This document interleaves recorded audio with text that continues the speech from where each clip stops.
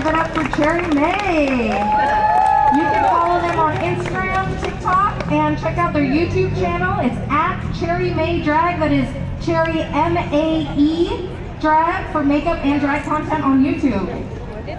All right, give it up for them one more time.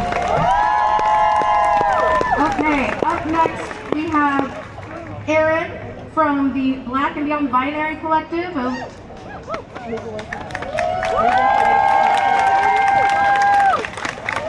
Hello everybody. Are my dykes in the house today? Where are my gays at? Are we in the house today? That's right. So yes, I am Erin Waters. I am a program director of Black and Beyond the Binary Collective. If you have not heard about us, our mission is to uplift the healing and safety of Black, brown, indigenous queers, primarily Black queers, and centering our work outward from there. So if you have a few bucks, by all means, please send them our way. So now that that's out of the way, my ED is happy now. So something I want to just talk a little bit about today is how thankful I am for this community. Because this community does not stop talking about missing and murdered indigenous women. This community does not stop talking about the labor stolen from Black women. This community remembers things like the Expo Center was a holding space for Japanese people before sending them to an internment camp in Idaho. So these things remain important to our community, and so it's not like with the lesbian community, I'm like, no notes, but maybe less notes. So I just want to be real thankful for the folks who come out today. Elders, I'm so sorry we're having to do this again. Young people, I am so sorry we're having to do this again. But when we think about how our rights are structured and how they function, if one jackass and his committee of flying monkeys is enough to tear apart our rights, how strong were they to begin with? Right? How strong were they to begin with? And if we don't think about how much work we still have to do in order to find mindsets and spaces we haven't created as a community yet, how many of y'all talk about what field you work in when you talk to other people? Who are you tied to? Who is in control of you? How many of us are afraid of losing healthcare, are afraid of losing community, family, but because of the choices that we make? And yet folks are still here, still making these choices every single day. And I'm super thankful for that. So please round up for yourselves. Go ahead, go ahead.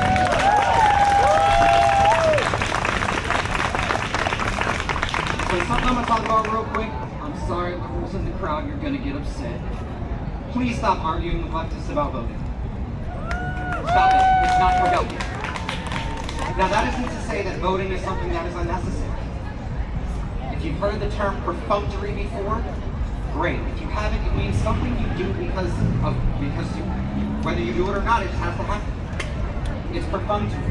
And so I personally vote to keep liberals from ignoring me when I start having conversations about how to build bridges. Like, I love y'all who do policy work, but I don't want to dismiss that because I've stood shoulder to shoulder with people in this crowd doing policy work, things that make this a unique place in the entire fucking world, where we have a little bit of safety, and we have a little bit of power to push back when things get worse for us in different places. I don't think I'm the one to do that. So I want to say thank you again to this community. I want to say thank you for having the open arms necessary for the other parts of our community that are being displaced here, because our arms have to be open real wide right now. We have a lot of people who are terrified, and they told us the coup would be silent if they let it. Well, we don't let it, right? We don't let it. We have to find ways not to let it. And so something I do talk about is, folks get confused when we talk about by any means necessary. A lot of people's minds jump in one direction or another and they get scared of that outcome. But in a polite ask for nuance, I want to bring up 2 points. First of all, let's stop thinking about whether or not indigenous people got any land back based on voting. How much have they actually got back in the system based on voting? Not enough! Think about how much farming is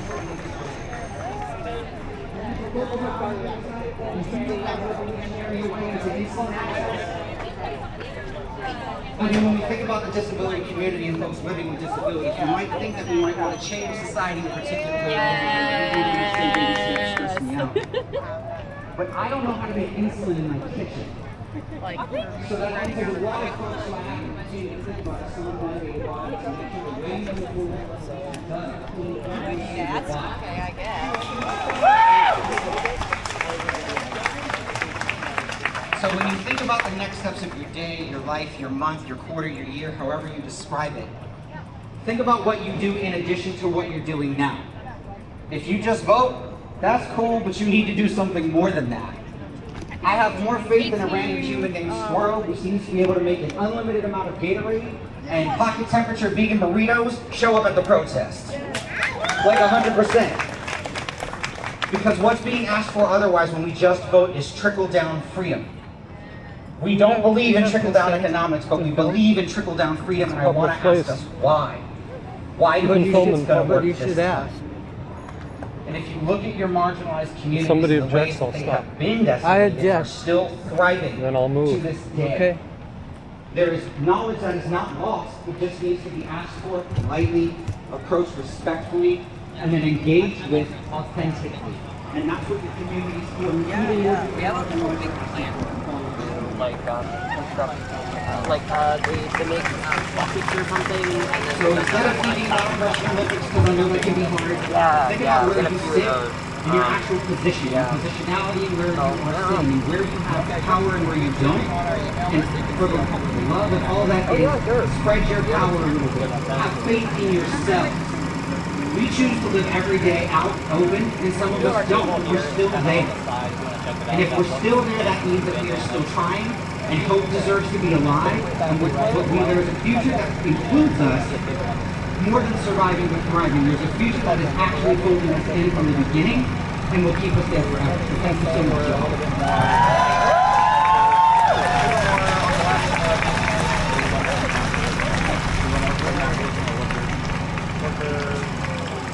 Thank you, Aaron. Everybody give it up for Aaron one more time.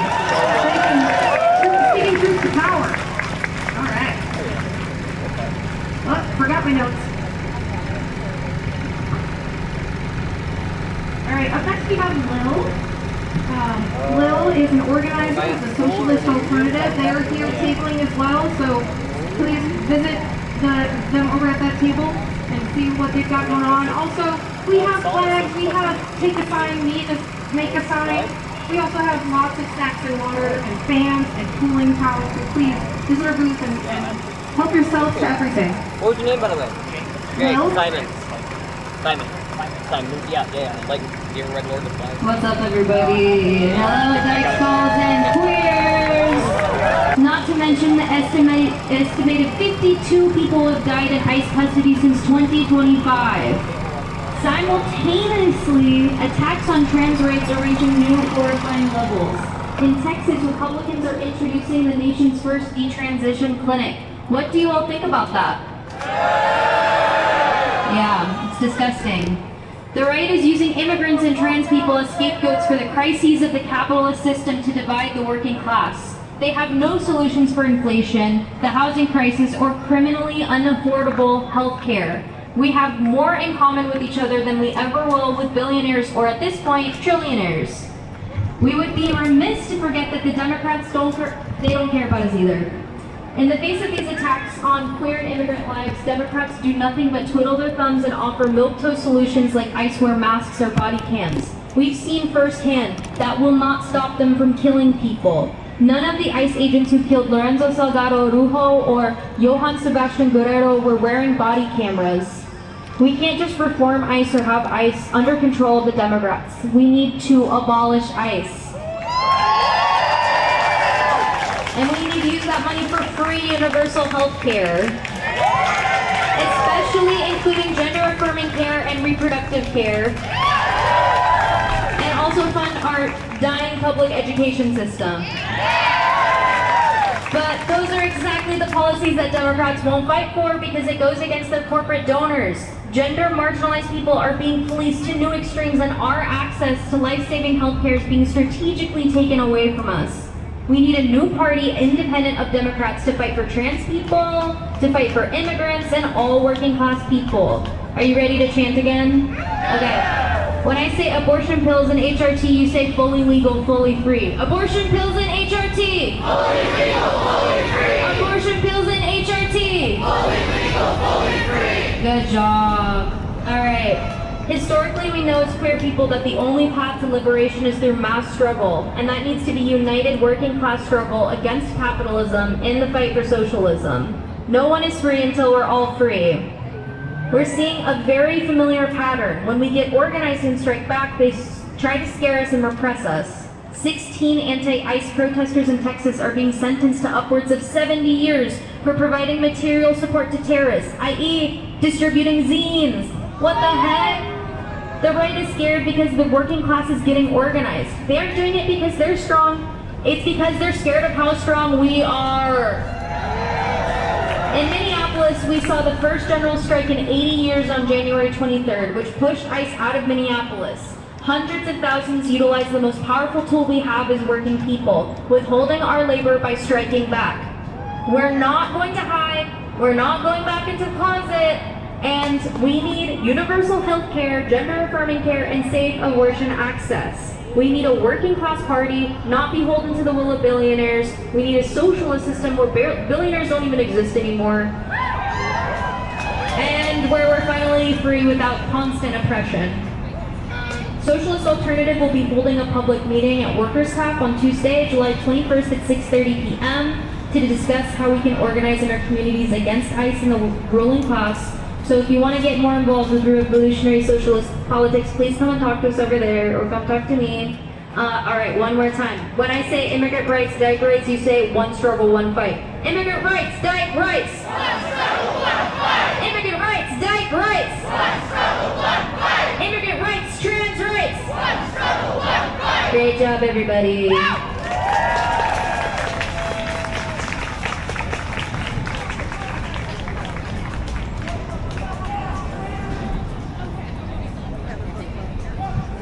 Thank you, Lil. Everyone give it up for Lil and Socialist Alternative.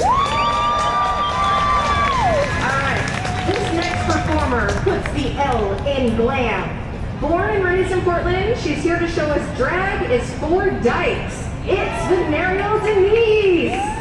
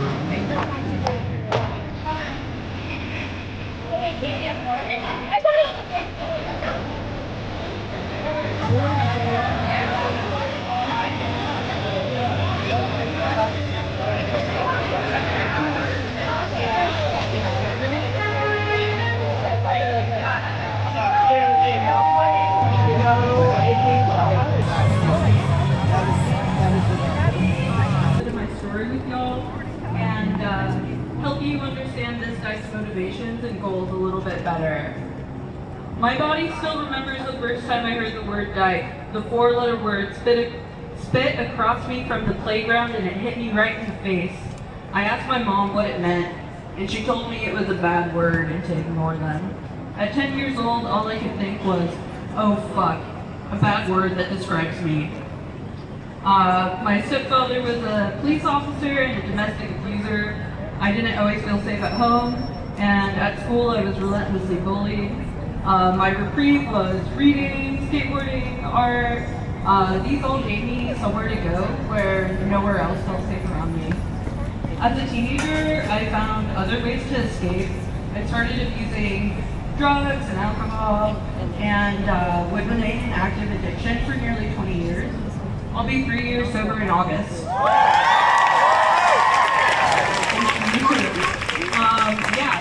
So at 18, I moved out. I worked in strip clubs and worked at bars while I was going to community college. Later on, I worked at Parks and Recreation, and then I became an early childhood educator. I worked constantly. Coffee, cigarettes, cocaine, and booze were how I controlled when I slept and when I was awake. I was resourceful at self-medication, sometimes too resourceful.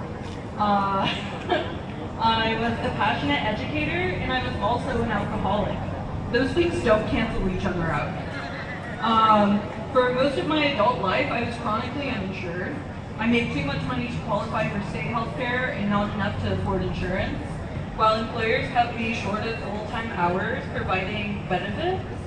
So in 2021, after quitting a job, I finally qualified for OHP.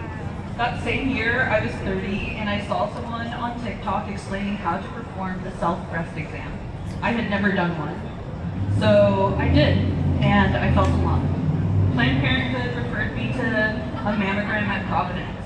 When I told them, when I had called, the receptionist at Providence couldn't find my referral. She asked if I was sure I needed one at all, because I was so young. I put off the appointment for almost 4 months. When I finally went in, one mammogram became another and another, and finally a doctor sat me down and said, "You're very young, but you have breast cancer." I had 4 tumors, 3 in my breast and 1 in my lymph node. The largest was the one I had found myself. After diagnosis, I went looking for stories from other queer and trans cancer survivors, and I found almost nothing. I learned more about the disparities LGBTQ people face across cancer risk, screening, treatment, and survivorship. I became curious.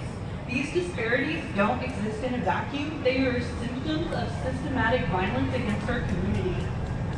I kept thinking, if our community is experiencing these disparities, where is our support? Where is our story? So like many gay people before me, I did the only thing I could think of. I started making a zine.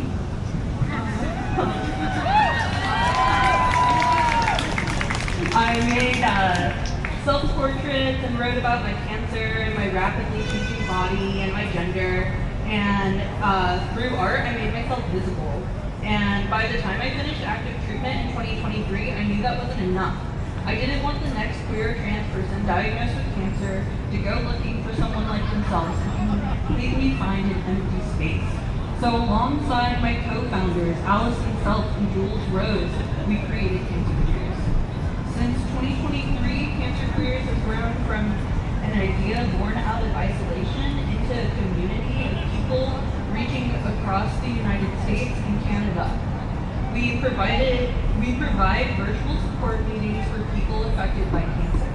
We give public health and inclusivity presentations to hospitals and health departments across the country.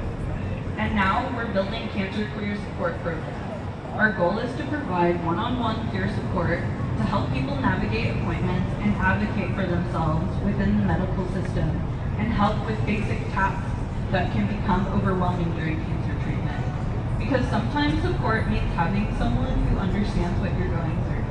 Sometimes it means having someone beside you at an appointment, and sometimes it means helping with the dishes when you're too exhausted to stand. Cancer Queers exists because I went looking for a community and I didn't find one. So we built one, we have a long road ahead of us and bigger dreams for where this can go. But I know what queer people can do when systems around us fail. We find each other, we take care of each other, we build what we need because we take care of us.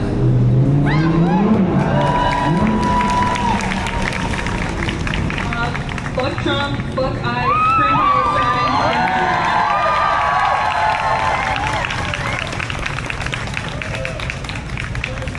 Thank you, Kale.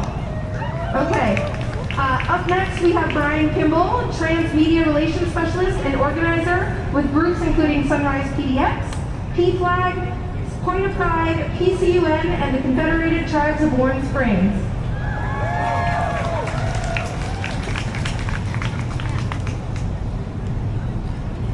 Thank you all. So my name is Byron Kimball, as Francie mentioned, and I'm an organizer with Sunrise PDX, where we organize for climate justice and against fascism. And I am also a gay man. I am also a trans man. And the reason I am here today is because generations of queer people before me, gay men, lesbians, dykes, bisexuals, trans people, asexuals, and queers of all stripes paved a path forward. They created a world where I can get the very healthcare that saved my life. A world where I can openly share my truth. Where I and all of us here found and made community. And we created lives full of meaning, dreams, and love. But I am speaking to you in a time where the gains that we as queer and trans people have spent decades fighting for are under attack. Where this administration has used every means necessary to erase our existence, to deny our health care, and rigidly institute a false gender binary. To declare us terrorists simply for existing. And 14 states passed laws banning our health care, banning books, banning children from playing on teams with their friends, and from even the dignity of existing in public.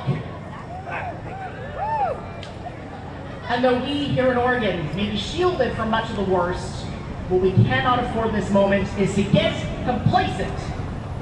To assume that just by being in a blue state that we are protected. To assume that somebody will come and protect us. To assume that voting is enough.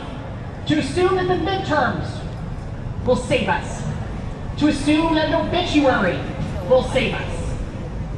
But what we equally cannot afford to do is to panic.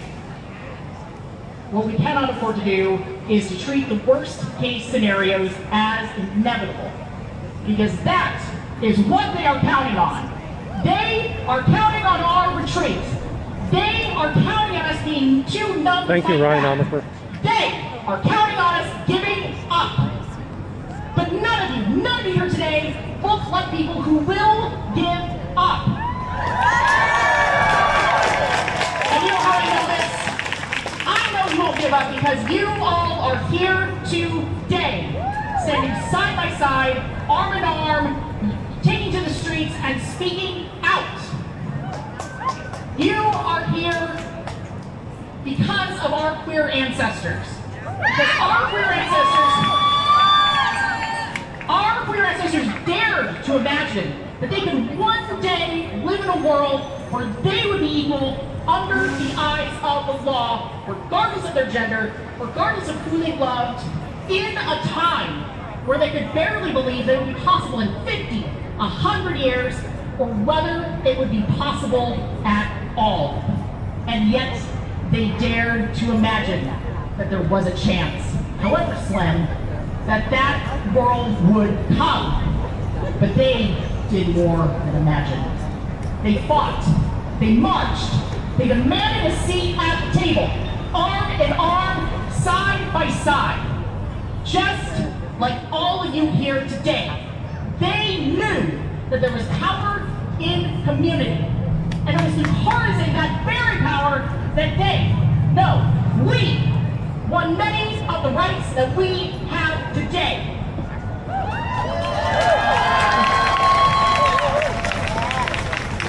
But this is only the beginning of the great work that must be done to ensure that all of us, no matter who we love or how we are or who we know ourselves to be, have the same rights and dignities afforded to us all. For there is no queer justice if our trans siblings do not have health care. There is no queer justice if you can still be barred from being gay or trans in half of this country. There is no justice if our trans sisters are still excluded by their sisters in queer spaces. There is no queer justice if none of us can afford to live.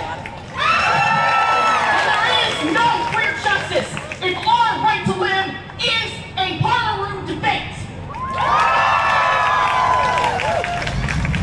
We will never have true equal justice if we do not stand together.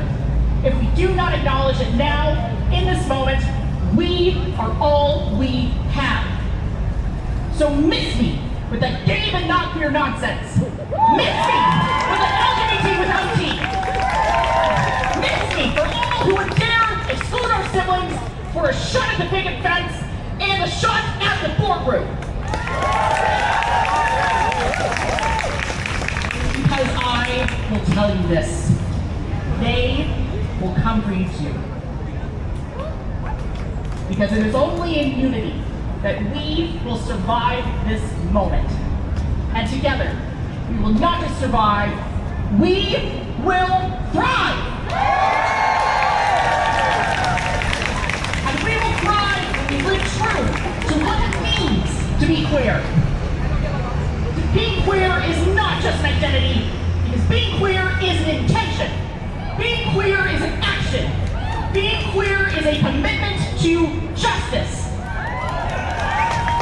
To be queer is a promise to stand with your siblings and demand a world where it does not matter who you love, does not matter who you are, where your life is not defined by the words of the dead, but defined by the dignity that ought to be inherent to all of us.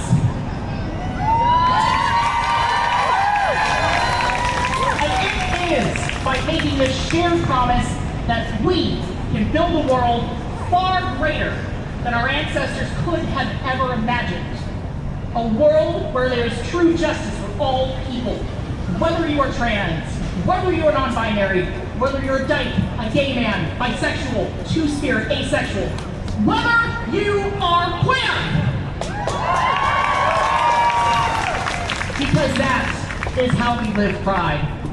We live, we fight, we stand arm in arm. We create a world where queer power is queer justice, where those who follow can build an even greater future than what we can imagine today. Thank you. Thank you, Byron.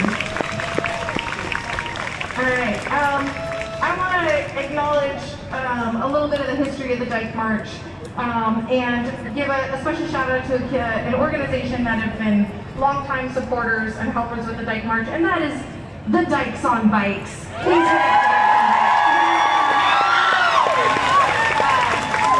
they're a little too shy to take the mic themselves, but I just wanted to acknowledge the work they do for their community. It is the 50th anniversary of the founding of the Dykes on Bikes this year. So we have 50 years of the Dykes on Bikes protecting and serving our community.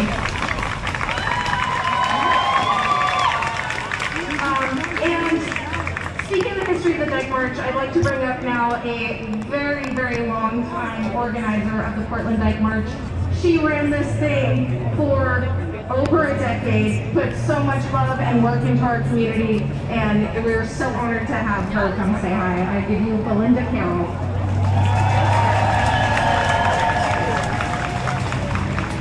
Hey everybody, how are you doing?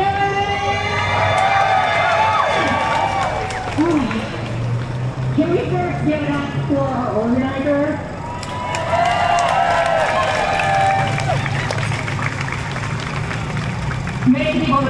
interview for absolutely no acknowledgement whatsoever. So it's fantastic to see her do such a great job. She just organized the shit out of me. So I was like, yeah, well, sometimes I didn't get around to doing the stuff I wanted to do. So because I came to those kind of stuff. I'm so excited. I moved to Los Angeles a few years ago after I had put through a comedy festival.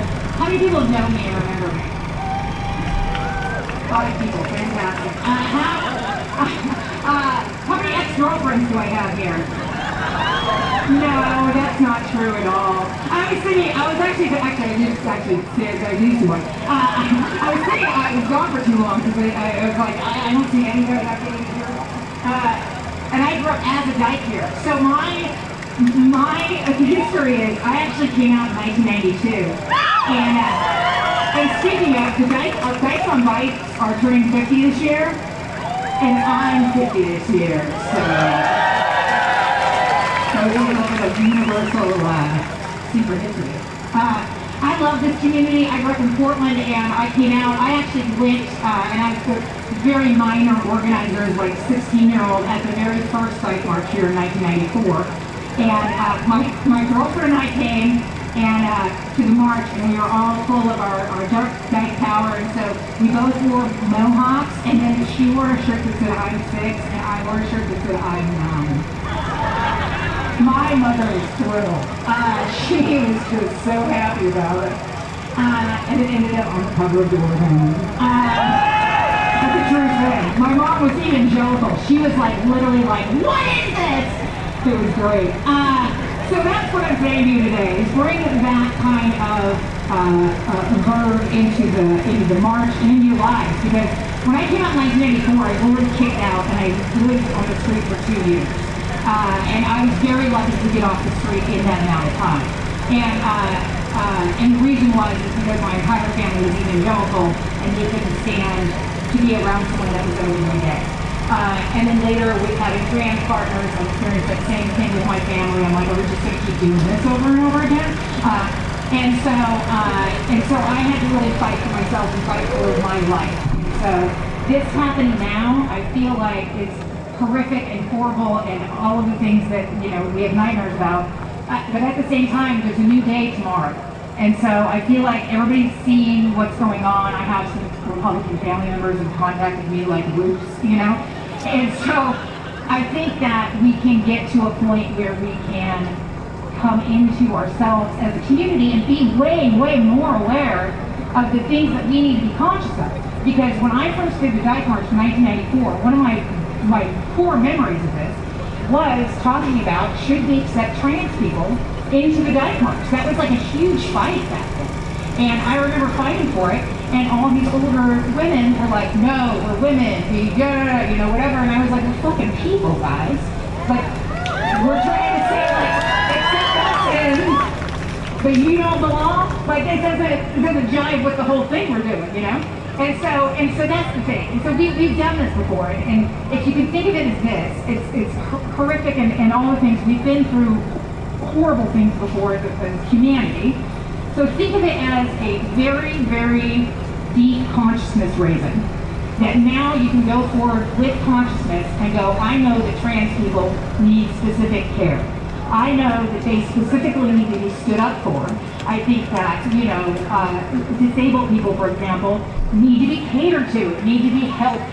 And so we're learning empathy, and it's a hard lesson to learn, but we're relearning empathy. And I know that's not a problem in Portland, but it is in Los Angeles. So that is all the things I've ever wanted to say to the Los Angeles queer community right there. Thank you for listening.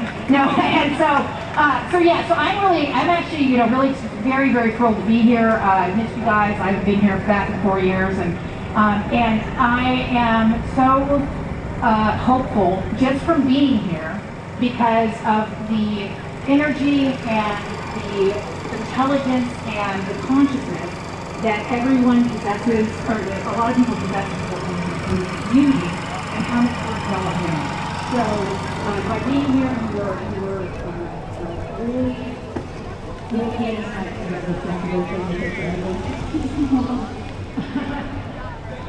anyway, you really get me to stand. I really appreciate it. Let's get to marching. I'm going to bring Francine back up. Let's give her a huge round of applause again. Also for the thank you for your many years of work and dedication to the Dyke March. All right, I know we're all itching to march. We're getting close to time, but before we do, we got to bring the party back one more time. I give you Miss Cherry May.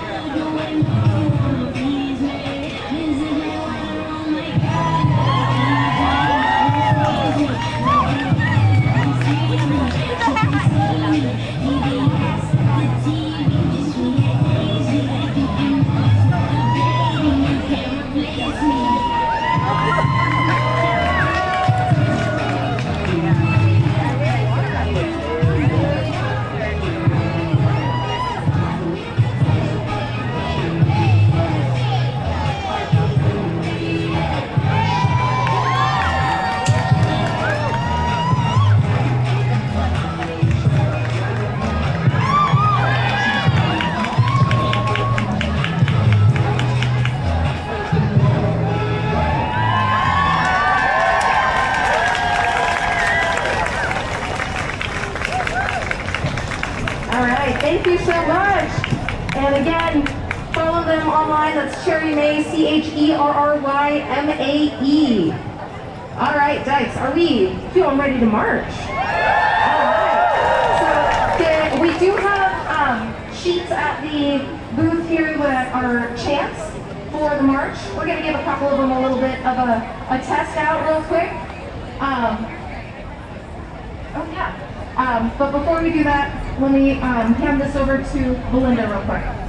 Sorry, I forgot to do this before. Okay, so I am performing at Star Theater right down the street here at 9 p.m. It's a huge show. We've got music, drag, me, another comedian, Jeffrey J's great trans comic rights for Riverdale TV. Anywho, I decided to give away free tickets.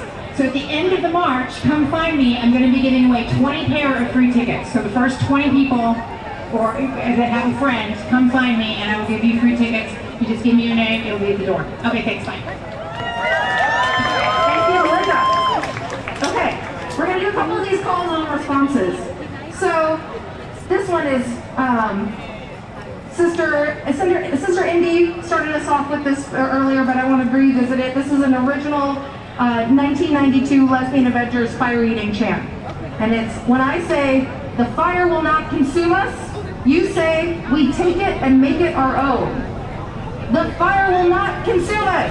We take it and make it our own. The fire will not consume us. We take it and make it our own. The fire will not consume us. We take it and make it our own. All and you guys did great. You did great. Could be a little louder. Could be a little louder. We could raise our voices a little louder. I'm not sure if I heard you in the back. All right, this is another historical chant that is rooted deep in the protest in our community. This one dates back to the AIDS crisis, and it goes, healthcare is right, healthcare is right. Healthcare is right, healthcare is right. Healthcare is right, healthcare is right. Healthcare is right, healthcare is right. All right, a little louder, could be louder. All right. When I say, hey ho, what do we like? You say, Portland is a town for dykes. Hey ho, what do you like? Portland is a town for dykes. Hey ho, what do you like? Portland is a town for dykes. Hey ho, what do you like? Portland is a town for dykes. All right, everybody, let's show this town what a dyke town this is. We are going to march down Davis. So we have the accessibility vehicle ready. They are leading our march. So if you have, it's about a half-mile journey to the end of the march. If you can't have mobility issues, you get that's too far for you to walk or stand, we have so much room. Feel free to jump on the accessibility vehicle. If you are on foot, please line up behind the accessibility vehicle. And all right, let's go.